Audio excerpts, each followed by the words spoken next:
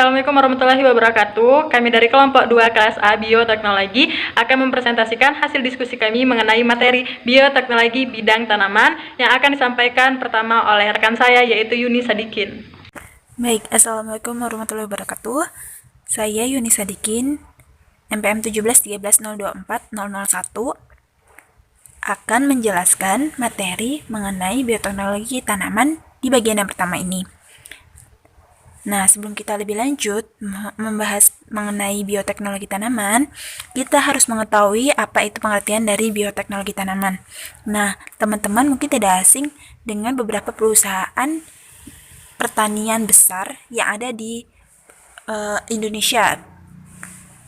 Khususnya kalau di Lampung, kita mungkin tidak asing dengan kata Sugar Group Companies yang memiliki produk gulaku, lalu ada Gunung Madu Plantation yang memiliki produk gula gunung madu, lalu ada Great Giant Pineapple yang memiliki produk berupa nanas kaleng.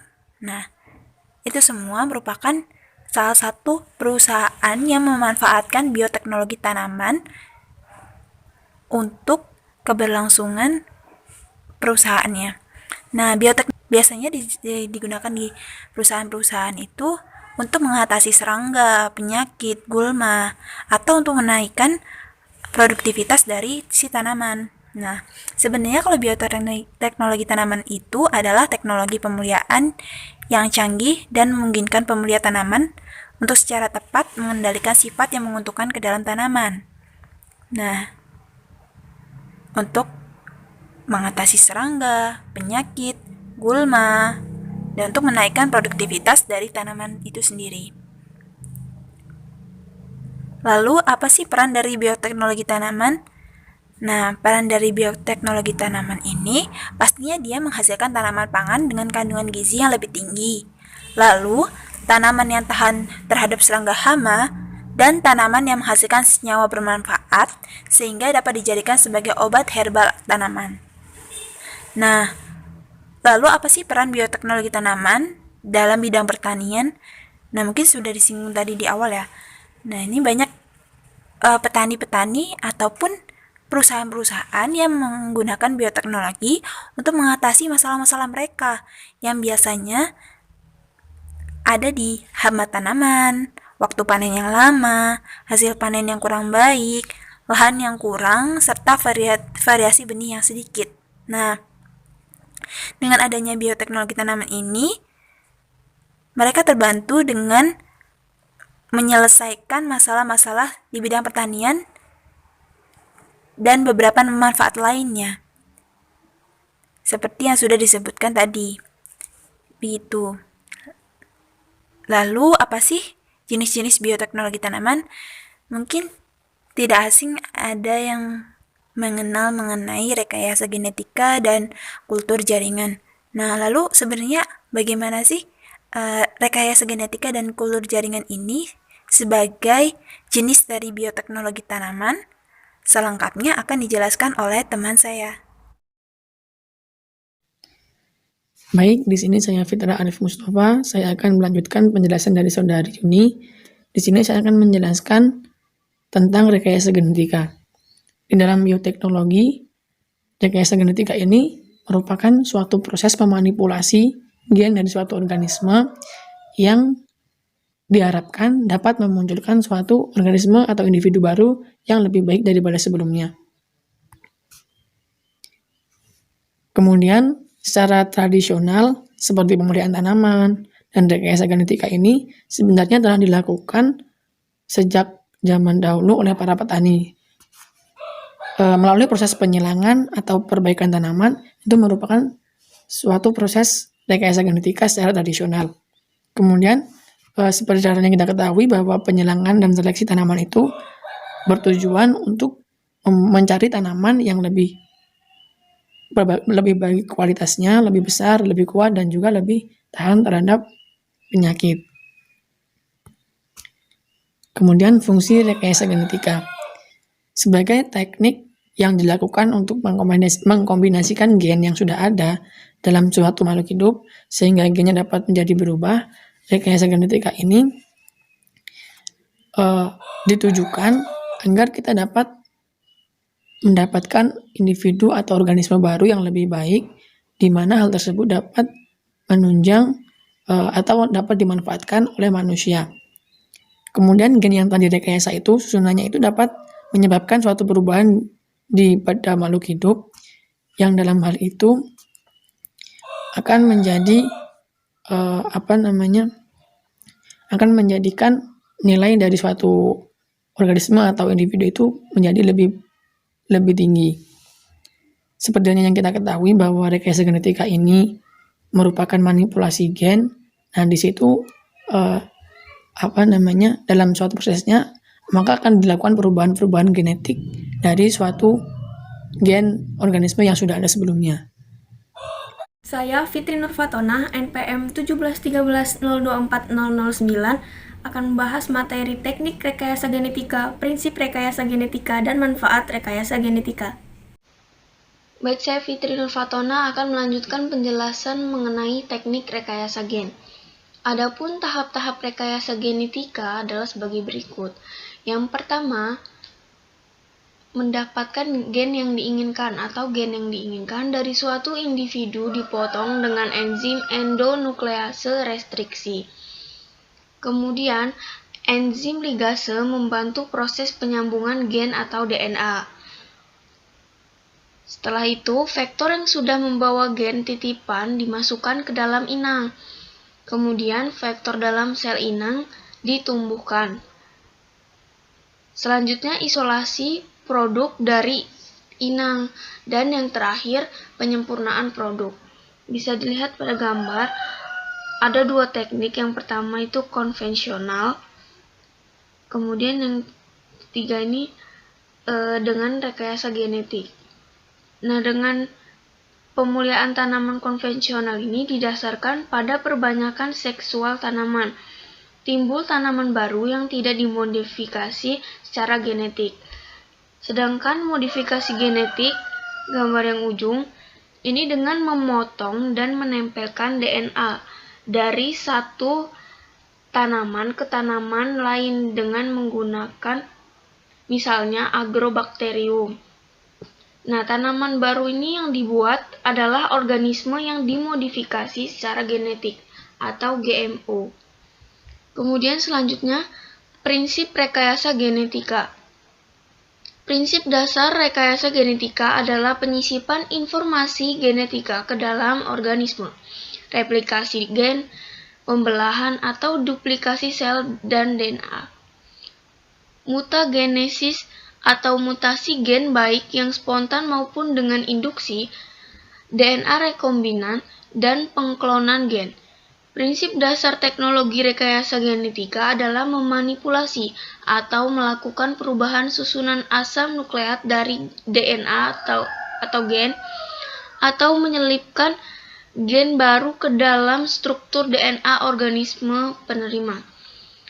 Gen yang diselipkan dan organisme penerima dapat berasal dari organisme apa saja. Kemudian ada beberapa manfaat. Rekayasa genetika ini memiliki manfaat bagi kehidupan. Yang pertama, meningkatnya derajat kesehatan manusia dengan diproduksinya berbagai hormon manusia seperti insulin dan hormon pertumbuhan. Yang kedua, tersedianya bahan makanan yang lebih melimpah. Yang ketiga, tersedianya sumber energi yang terbaharui. Yang keempat, proses industri yang lebih murah. Dan yang terakhir, berkurangnya polusi. Assalamualaikum warahmatullahi wabarakatuh. Perkenalkan, nama saya Anissa Wahiriah, NPM 17130240017. Di sini saya akan menjelaskan mengenai kultur jaringan dan kelebihan-kelebihan dari kultur jaringan. Selanjutnya, saya akan menjelaskan mengenai kultur jaringan.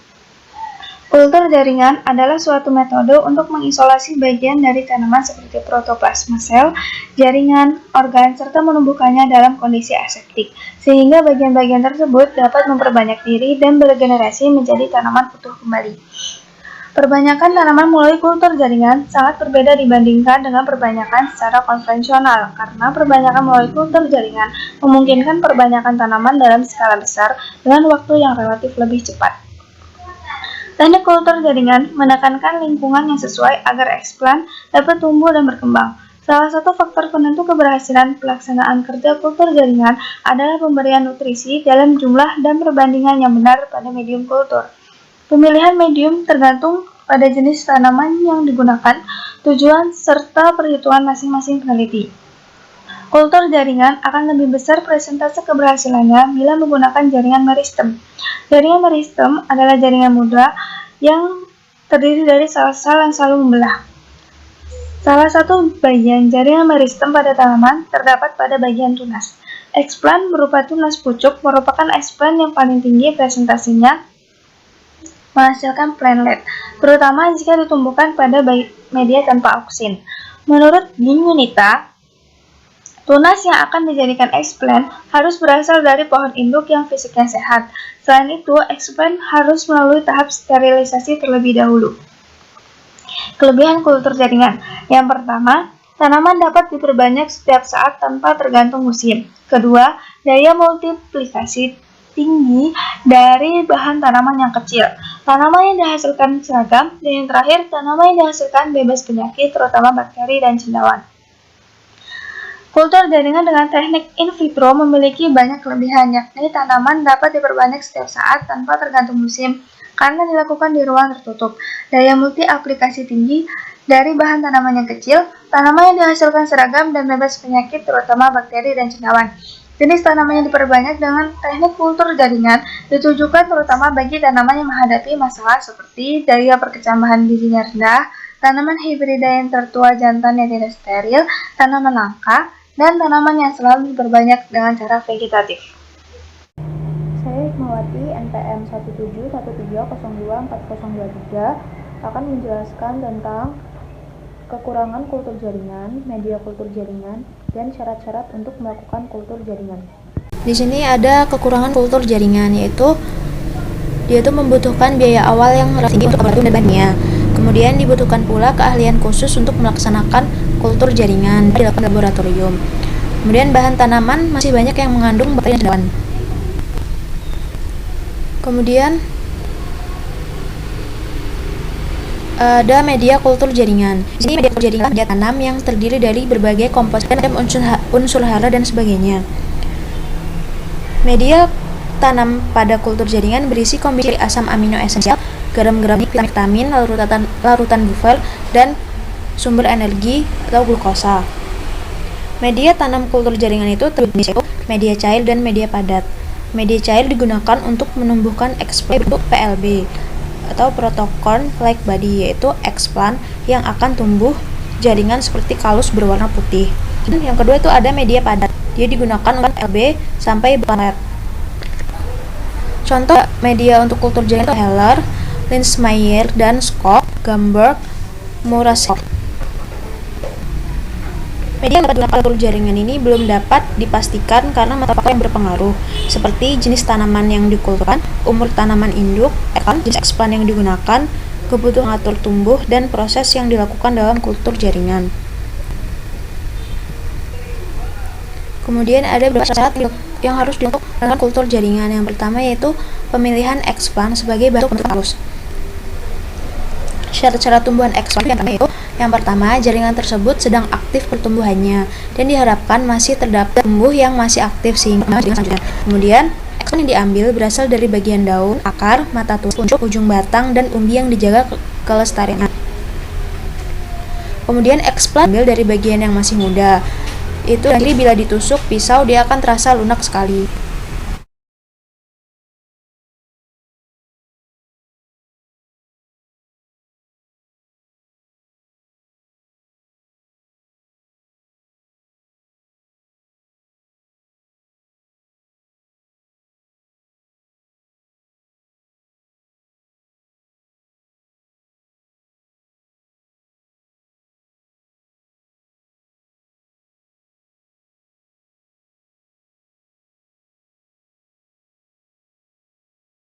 Saya Arina Yuliawati. Syarat-syarat melakukan kultur jaringan. Yang selanjutnya yaitu penggunaan medium yang cocok, lalu keadaan yang aseptik dan pengaturan udara yang baik, terutama untuk kultur cair. Yang ketiga, pilihlah bagian tanaman yang masih muda dan mudah tumbuh, yaitu bagian meristem.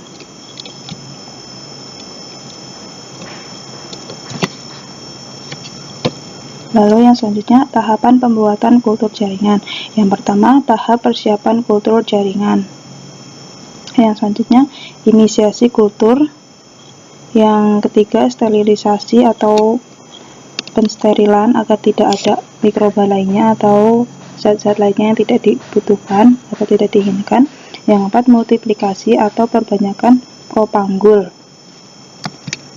Tahap yang kelima yaitu tahap pemanjangan tunas, induksi akar dan pengembangan akar. Nah, bagian 5 ini gambarnya di sini. Jadi sudah mulai tumbuh tunas, sudah mulai ada akar dan akarnya sudah berkembang juga. Nah, yang terakhir yaitu aklimasi, yaitu penanaman di tempat semestinya. Nah, ini adalah gambaran. Yang pertama ini pohon pisang sebagai sumbernya. Terus yang selanjutnya ini diambil sampelnya, lalu ini dibelah menjadi 4, menjadi explant. Yang selanjutnya multiplikasi tahap 1. Nah, dimultiplikasi ini dari sini yang awalnya segini jadi segini, jadi kayak dia mulai berkembang. Ini kan jaringan meristem, jadi mampu berkembang. Nah, ini yang multiplikasi tahap 2. Ini sudah lebih terbentuk, sudah mulai ada daun. Nah, di sini daun yang fase multiplikasi tahap 3 ini daunnya sudah lebih jelas. Nah, yang fase tunas nah ini yang selanjutnya fase tunas siap untuk diakarkan. Jadi selanjutnya ini akan tumbuh akar, ini daunnya sudah Saya Diana Priprastiani, NPM 1713024041 akan menyampaikan materi mengenai pemuliaan tanaman, teknik pemuliaan konvensional, dan manipulasi genom. Pemuliaan tanaman. Pemuliaan tanaman itu dibagi menjadi 2, yaitu pemuliaan tanaman konvensional dan pemuliaan tanaman modern. Yang saya bahas kali ini adalah pemuliaan tanaman konvensional. Jadi, pemuliaan tanaman itu merupakan kegiatan untuk mengubah susunan genetik tanaman secara berbeda sehingga memiliki sifat atau penampilan sesuai dengan tujuan yang diinginkan pelakunya atau pemulianya. Jadi, pemuliaan tanaman ini dapat diartikan sebagai ilmu dan seni yang mempelajari adanya pertukaran dan perbaikan karakter tanaman yang diwariskan pada suatu populasi baru dengan sifat genetik yang baru. Jadi, setiap pemuliaan tanaman itu baik konvensional dan modern, masing-masing memiliki kekurangan dan kelebihannya. Kekurangan pemuliaan tanaman konvensional diantaranya yang pertama ada memberikan hasil yang tidak konsisten, terutama bila karakter tersebut lebih dipengaruhi oleh faktor lingkungan atau heritabilitas rendah yang dibandingkan dengan faktor genetik. Yang kedua, ada waktu yang dibutuhkan juga relatif lama, seperti yang dikemukakan oleh Bennett pada tahun 1993 bahwa seleksi secara konvensional akan membutuhkan waktu yang lama. Yang ketiga, ada area yang luas untuk memproduksi satu galur baru. Jadi dalam pemuliaan konvensional ini membutuhkan area yang luas untuk memproduksi suatu galur yang baru. Yang keempat, ada rendahnya frekuensi individu yang diinginkan yang berada dalam populasi seleksi yang besar. Yang kelima, fenomena pautan gen antara sifat yang diinginkan sulit dipisahkan saat melakukan persilangan. Kemudian ada kelebihan-kelebihan dari pemuliaan konvensional ini, diantaranya yang pertama ada dapat menghasilkan produk tanaman yang unggul, yang kedua ada dapat menghemat biaya, yang ketiga praktiknya lebih mudah daripada pemuliaan secara modern. Yang keempat ada dapat menghasilkan tanaman yang tahan akan iklim dan penyakit. Kemudian saya akan membahas teknik pemuliaan konvensional. Jadi tekniknya yang pertama ada introduksi. Introduksi berarti mendatangkan bahan tanam dari tempat lain. Atau introduksi itu sendiri yang merupakan cara paling sederhana untuk meningkatkan keragaman genetik. Nah, manfaat dari introduksi ini Di antaranya ada introduksi tanaman selain menambah keragaman tanaman, mempunyai manfaat lain, yaitu mengajukan bidang industri dengan mendatangkan tanaman-tanaman industri seperti tanaman kehutanan, tanaman obat-obatan, dan tanaman industri lainnya. Kemudian, memenuhi kebutuhan estetik dengan mendatangkan tanaman-tanaman ornamental untuk melengkapi koleksi kebun-kebun, taman-taman, gedung-gedung, sehingga menciptakan keindahan tersendiri. Selanjutnya, manfaat lainnya yaitu untuk mempelajari asal, distribusi, klasifikasi, dan evolusi dari tanaman dengan jalan memelihara tanaman yang diintroduksi di tempat tertentu, kemudian dipelajari data-datanya secara mendetail. Nah, ini untuk peningkatan mutu tanaman. Teknik selanjutnya ada persilangan. Pada dasarnya, persilangan itu merupakan manipulasi komposisi gen dalam populasi.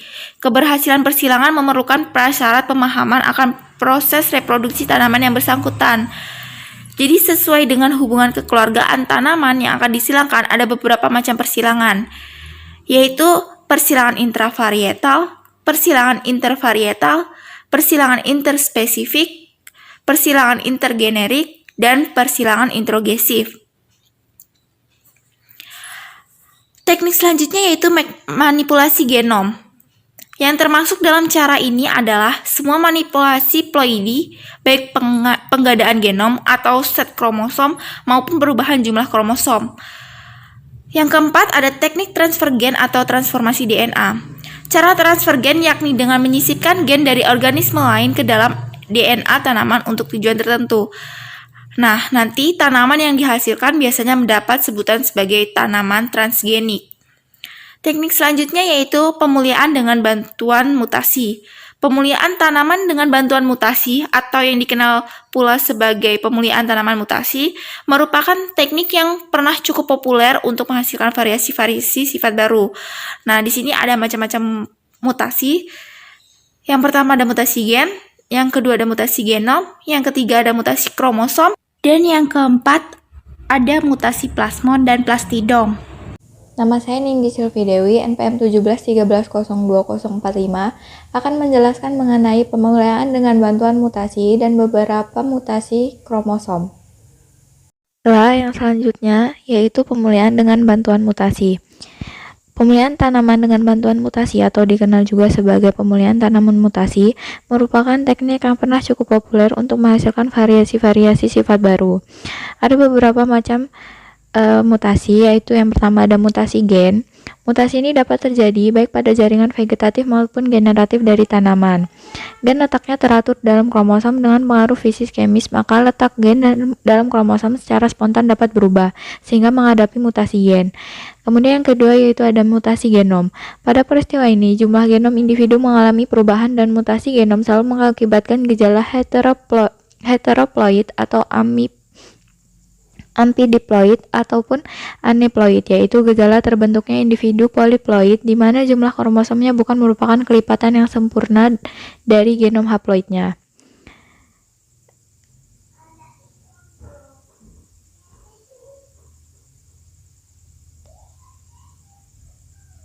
Pada tanaman diploid normalnya mempunyai formula-formula anggota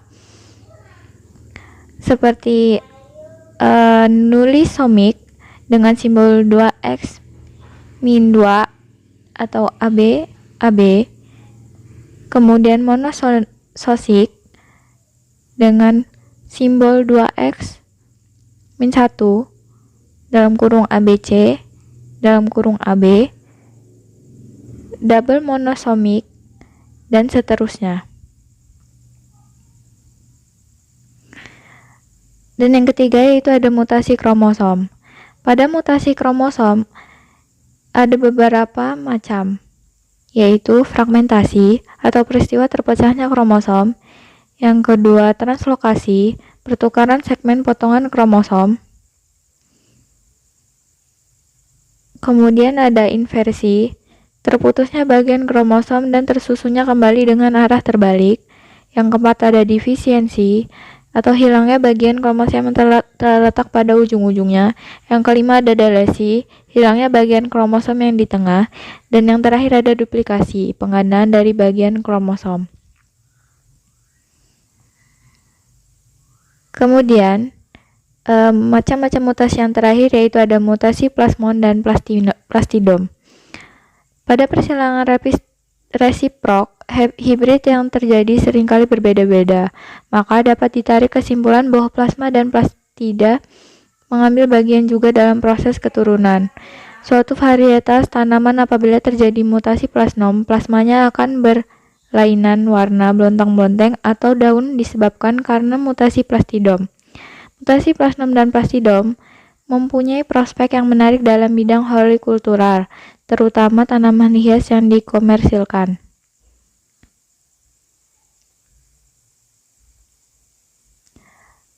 Kemudian, manipulasi gen dan ekspresinya. Metode-metode yang melibatkan penerapan genetik molekular masuk dalam kelompok ini, seperti teknologi antisense, peredaman gen termasuk interferensi RNA, rekayasa gen, dan overexpression.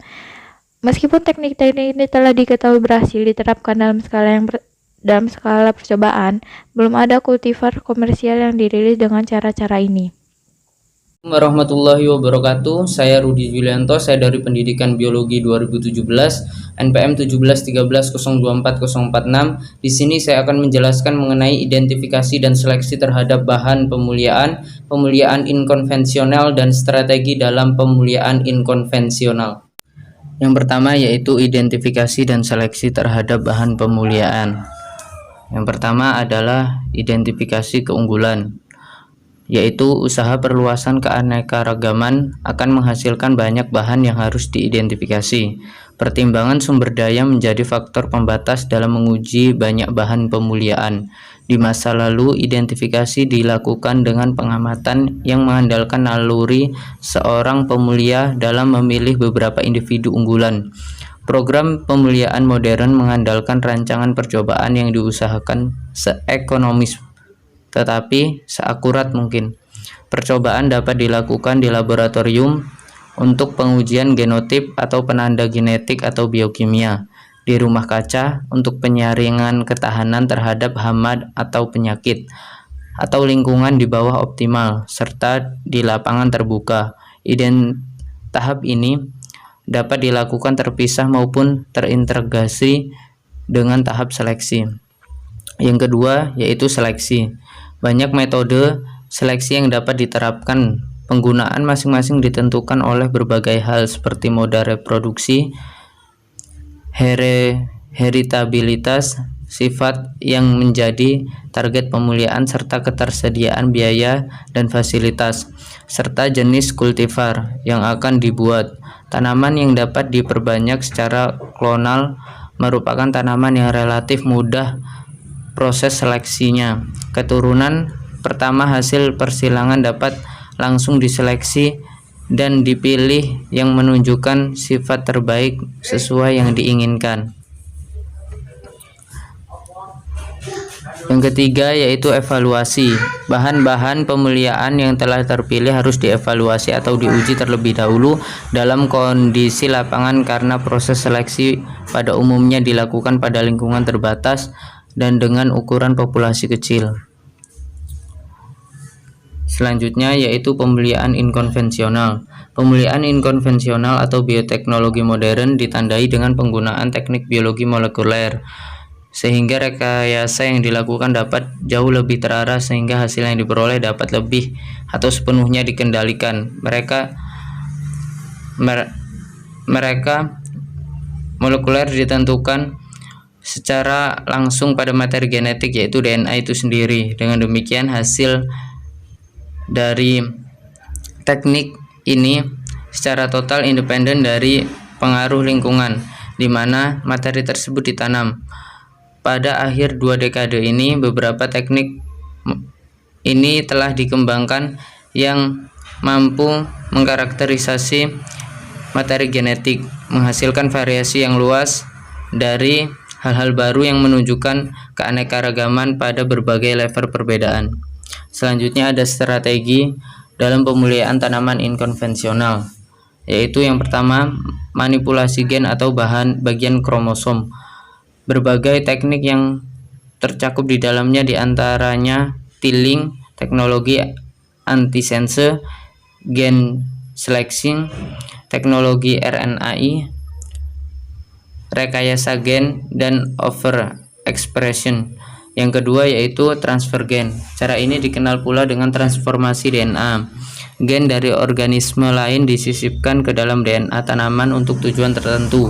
Strategi pemuliaan ini banyak mendapat penentangan dari kelompok-kelompok lingkungan karena kultivar yang dihasilkan dianggap membahayakan lingkungan jika dibudidayakan. Assalamualaikum warahmatullahi wabarakatuh. Nama saya Anissa Ramawardani, NPM saya 47. Baiklah, jadi saya akan menjelaskan mengenai bioteknologi dalam bidang pertanian.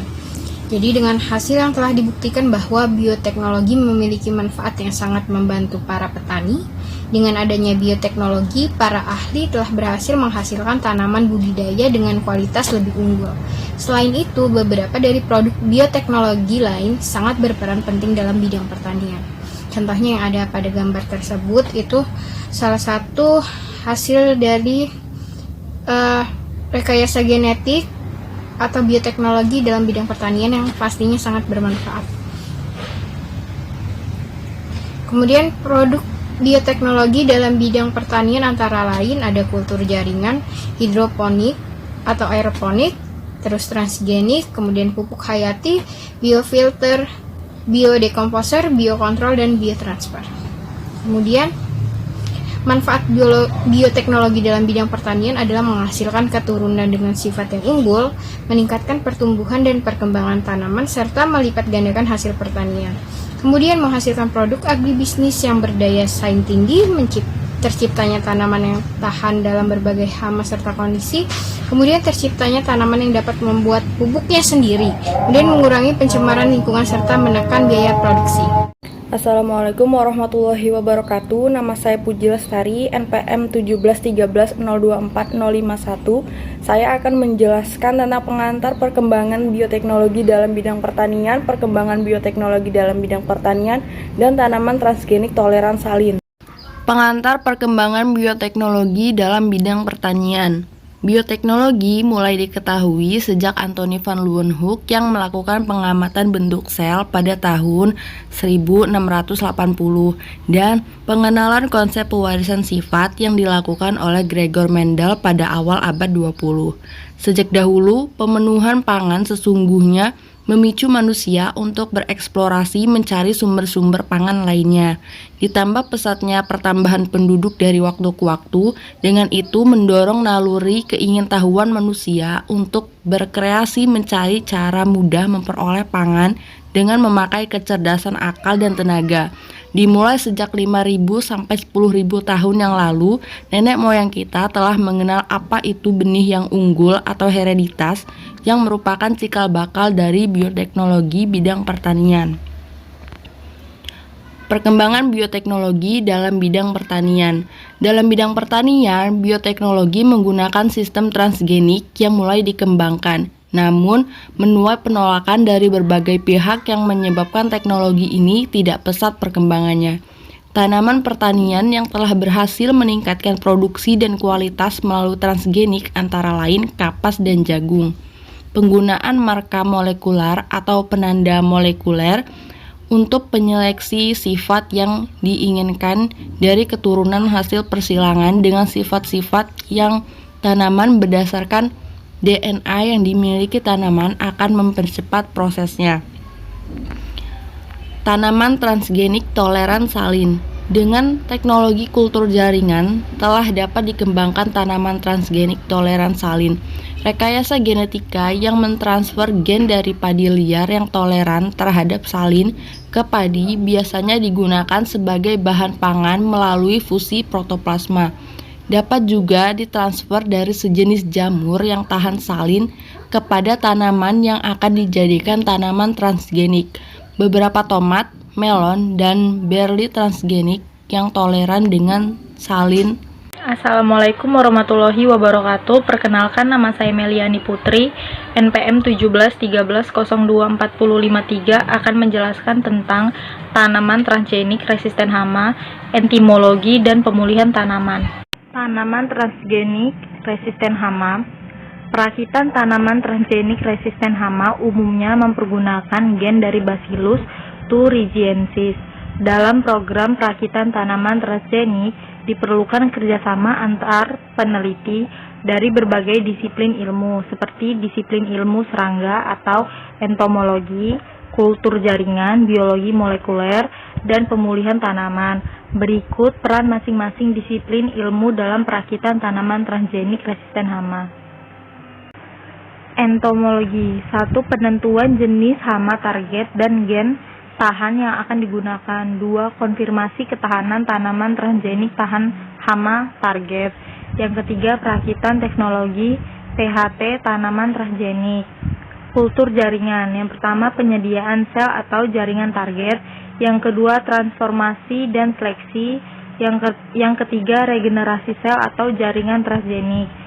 Biologi molekuler. Yang pertama, konstruksi dan rekonstruksi plasmid atau vektor. Yang kedua, konfirmasi keberadaan transgen serta kestabilannya. Yang ketiga, konfirmasi ekspresi dari gen yang diintroduksi serta kestabilannya. Pemulihan tanaman. Sebelum transformasi tanaman dimulai, perlu ditentukan varietas atau genotip tanaman yang akan digunakan sebagai target sel atau jaringan untuk ditransformasi. Setelah transgen dipastikan terkandung dalam tanaman transgenik, selanjutnya ditentukan apakah transgen tersebut diturunkan pada keturunannya mengikuti rasio Mendelian. Saya Septa Alicia, NPM 17130240055 ingin melanjutkan materi tentang cara perakitan tanaman transgenik, resisten penyakit, dan tujuan mikroba transgenik. Nah, di sini dapat kita lihat cara perakitan tanaman transgenik resisten hama. Pada gambar itu dapat ditentukan prioritas jenis atau spesies hama yang akan dikendalikan dengan tanaman transgenik yang akan dirakit. Nah, setelah gen yang diinginkan itu didapat, maka dilakukan perbanyakan gen yang disebut dengan cloning gen. Apabila gen yang diinginkan telah diperbanyak dalam jumlah yang cukup, maka akan dilakukan transfer gen tersebut ke dalam sel tumbuhan yang berasal dari bagian tertentu. Di sini dapat kita lihat proses transfer DNA selesai, dilakukan seleksi sel daun untuk mendapatkan sel yang berhasil disisipi gen asing. Di sini terdapat pengertian dari tanaman transgenik resisten penyakit. Merupakan tanaman yang telah direkayasa bentuk maupun kualitasnya melalui penyisipan gen atau DNA. Itu terdapat pada binatang, bakteri, mikroba, atau virus untuk tujuan tertentu. Nah, organisme transgenik ini merupakan organisme yang mendapatkan pindahan gen dari organisme lain. Gen yang ditransfer itu berasal dari beberapa jenis atau spesies, yaitu bakteri, virus, hewan, atau tanaman lainnya. Secara ontologi, tanaman transgenik adalah suatu produk rekayasa genetika melalui transformasi gen dari makhluk hidup lain ke tanaman yang tujuannya untuk menghasilkan tanaman baru yang memiliki sifat unggul yang lebih baik dari tanaman sebelumnya. Nah, pembuatan tanaman ini dengan cara gen yang telah diidentifikasi, diisolasi, dan kemudian dimasukkan ke dalam sel tanaman. Nah, melalui suatu sistem tertentu, sel tanaman yang membawa gen tersebut dapat dipisahkan dari sel tanaman yang tidak membawa gen. Dan tanaman pembawa gen ini kemudian ditumbuhkan secara normal. Tanaman inilah yang disebut dengan tanaman transgenik karena ada gen asing yang telah dipindahkan dari makhluk hidup lain ke tanaman tersebut menurut Mulat No. 2002. Di sini terdapat tujuan mikroba transgenik yaitu untuk memindahkan gen tersebut untuk mendapatkan organisme baru yang memiliki sifat dan kualitas ketahanan terhadap mikroba pengganggu, sehingga produksi atau hasil menjadi lebih baik. Nah, saat ini sudah banyak jenis mikroba transgenik yang dapat diinokulasikan pada jaringan tanaman. Jaringan tersebut salah satunya jagung, kentang, kacang, kedelai, dan kapas. Keunggulan dari mikroba transgenik tersebut umumnya adalah tahan terhadap serangan hama dan penyakit. Saya Tiara Gisela Renata, NPM 17530240007, akan menjelaskan materi mengenai tanaman transgenik resisten penyakit. Baiklah, selanjutnya saya akan melanjutkan presentasi mengenai tanaman transgenik resisten penyakit, yang mana pengertian transgenik adalah tanaman yang telah direkayasa bentuk maupun kualitasnya melalui penyisipan gen atau DNA binatang, bakteri, mikroba, atau virus untuk tujuan tertentu.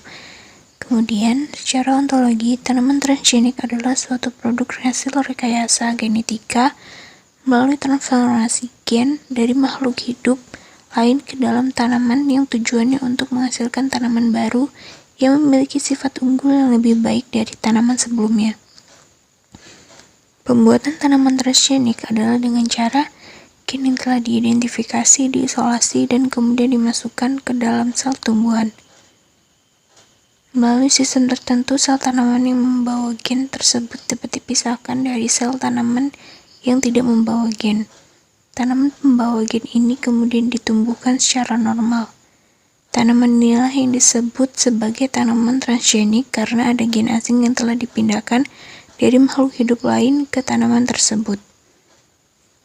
Kemudian, ada tujuan mikroba transgenik, yang mana tujuan pemindahan gen tersebut untuk mendapatkan organisme baru yang memiliki sifat dan kualitas ketahanan terhadap mikroba pengganggu sehingga produksi atau hasil menjadi lebih baik. Hasilnya saat ini sudah ada banyak beberapa jenis mikroba transgenik, misalnya dapat diinokulasikan pada jaringan tanaman jagung, kentang, kacang, kedelai, dan kapas. Keunggulan dari mikroba transgenik tersebut umumnya adalah tahan terhadap hama dan penyakit. Teknik bioteknologi tanaman telah dimanfaatkan terutama untuk berbagai jenis karakter baru dari berbagai jenis tanaman. Salah satu contoh aplikasi bioteknologi di bidang pertanian ini adalah mengembangkan tanaman transgenik yang memiliki sifat sebagai berikut, yang toleran terhadap zat kimia tertentu, tahan herbisida, kemudian tahan terhadap hama dan penyakit tertentu, mempunyai sifat-sifat khusus misalnya tomat yang matangnya lama, padi yang memiliki produksi beta-karoten dan vitamin A, kedelai dengan lemak tak jenuh rendah, stroberi yang rasanya manis, kentang, dan pisang yang berkhasiat obat. Dengan mengambil, kemudian dapat mengambil nitrogen sendiri dari udara. Gen pemfiksasi nitrogen disisipkan ke dalam tanaman sehingga tanaman tersebut memfiksasi nitrogen udara sendiri dan kemudian dapat menyesuaikan diri terhadap lingkungan buruk, misalnya kekeringan, cuaca dingin, dan tanah bergaram tinggi. Jadi, tanaman transgenik kan adalah tanaman yang dikembangkan yang memiliki sifat unggul dari tanaman sebelumnya. Contohnya yaitu potongan DNA dari GMMV, misalkan protein yang terselubung dan protein nuclear inclusion body atau NIP mampu diintegrasikan pada tanaman jagung dan diharapkan akan menghasilkan tanaman transgenik yang bebas dari serangan virus. Virus GMMV menyerang beberapa tanaman yang tergolong dalam famili Gramineae, seperti jagung dan sorghum yang menimbulkan kerugian ekonomi yang cukup besar. Gejala yang ditimbulkan dapat diamati pada daun berupa mozaik, nekrosa, atau kombinasi keduanya. Akibat serangan virus ini, kerugian para petani menjadi lebih tinggi atau bahkan tidak panen sama sekali. Berikut ini adalah contoh tanaman transgenik yang resisten terhadap penyakit. Ada ubi jalar, pepaya, jagung. Jagung ada beberapa varietas. Untuk ubi jalar ini tahan terhadap penyakit tanaman yang disebabkan virus dengan modifikasi gen dari selubung virus tertentu yang ditransfer ke dalam ubi jalar, dan dibutuhkan beberapa teknologi perendaman gen. Kemudian, pepaya yang resisten terhadap virus tertentu, contohnya papaya ring spot virus atau PRSV, dengan modifikasi gen yang menyandingkan selubung virus PRSFI yang ditransfer ke dalam tanaman pepaya, sehingga diharapkan tanaman pepaya tersebut dapat resisten terhadap penyakit. Kemudian ada jagung P36 dan jagung WC816 yang dimodifikasi agar tahan terhadap virus dan cendawan. Kemudian beberapa manfaat atau kelebihan makanan hasil modifikasi. Dari tanaman transgenik tersebut memiliki beberapa kelebihan. Yang pertama, tahan hama dan penyakit, di mana tanaman transgenik tersebut yang dimodifikasi kan diharapkan memiliki sifat unggul, yang salah satunya itu tahan hama dan penyakit, sehingga nanti hasilnya dapat dihasilkan hasil yang maksimal. Kemudian tahan terhadap herbisida. Banyak petani yang saat ini menggunakan pestisida atau bahan-bahan kimia untuk mengusir hewan yang dianggap hama, sehingga ada banyak beberapa tanaman yang mati karena tidak tahan dengan obat-obatan kimia. Jadi, tujuannya adalah tanaman transgenik tersebut agar tahan terhadap herbisida dan mengusir hama-hama pengganggu tumbuhan. Kemudian toleran terhadap cuaca dingin, kekeringan, atau toleran terhadap sanitasi, yang mana tanaman tersebut tahan terhadap cuaca yang dingin, kekeringan, dan bahkan tanah bergaram tinggi. Kemudian nutrisi. Diharapkan tanaman transgenik ini memiliki nutrisi yang lebih baik daripada tanaman yang sebelumnya tanpa ditransgenik. Contohnya golden rice. Golden rice ini mengandung beta karoten dan vitamin A yang baik. Kemudian farmasi dan pengobatan tanaman. Dari tanaman transgenik tersebut dapat dimanfaatkan sebagai obat, misalkan vaksin. Kemudian pengobatan tanaman ini dimaksudkan adalah tanaman transgenik yang dikembangkan dapat menghalau atau menjadi solusi sebagai penanganan polusi udara atau tanah. Baiklah, selanjutnya akan dilanjutkan oleh rekan saya. Oke, saya Novita Risyani, NPM 176302401 akan membahas mengenai dampak positif dan negatif bioteknologi pertanian.